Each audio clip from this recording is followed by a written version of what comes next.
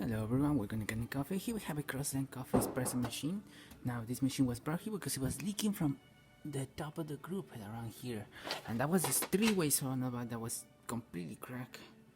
As you can see that.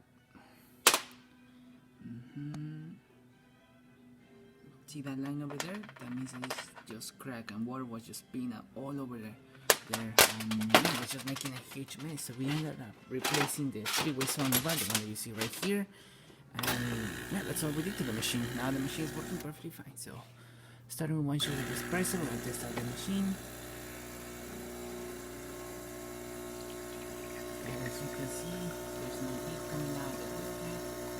There's only the water coming out there. And yeah, working perfectly fine.